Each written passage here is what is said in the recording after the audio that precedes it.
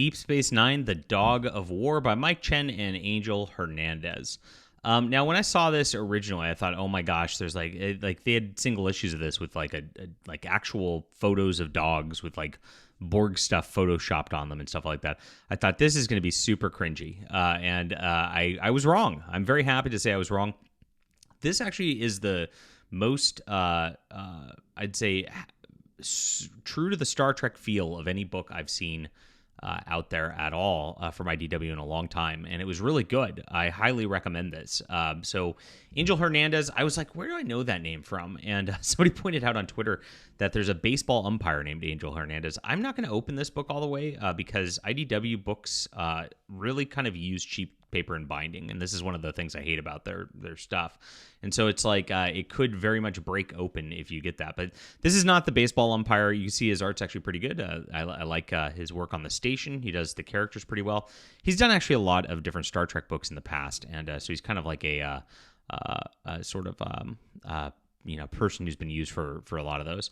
It opens up, and basically Quark's got a situation where there's something on the station, and they're investigating it, and they find some Borg tech, and it revolves around this dog. Now Quark is selling this dog to like some like buyers because he's like a pure breed, and he had no idea the Borg tech was there. So they confiscate the Borg tech, and then Quark deals with his shady buyers over the course of this, kind of learning some stuff as we go along.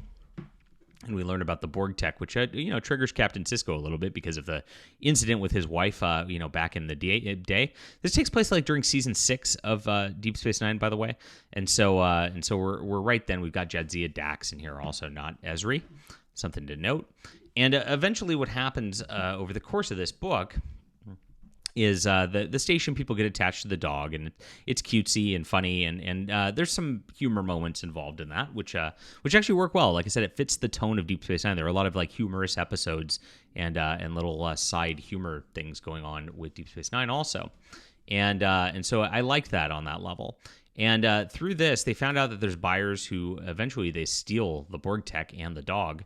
And these smugglers go out there, and they're going to actually sell the tech to the Dominion. And so they go on a mission to try to get this back. They eventually liberate the tech. Ben Sisko uses the tech in order to try to help find the dog, and then he eventually helps solve the entire situation with this. Now, Quark doesn't want to get rid of the dog, and he knows that the dog's actually going to go to poachers is kind of the B plot. I love that there's an A and B plot of this, too. And Quark's attachment to the dog and all that, and like having to come to terms with is the profit worth it, is a very Quark kind of thing. It's really good thing. Eventually, the cute end to this, I'll spoil it, I guess, is they end up giving the dog to Morn, and I think that's a really nice ending there too. So art's really good, story really fits Deep Space Nine, which is really enjoyable. I call this a 9 out of 10 overall. Some of the best Star Trek comics I've read in a long, long time. So good work here. More like this, please, IDW. This is definitely a good direction and somebody who knows what they're doing with Star Trek. All right, leave a comment down below with what you think about this. Hit that like and subscribe button. We'll be back soon.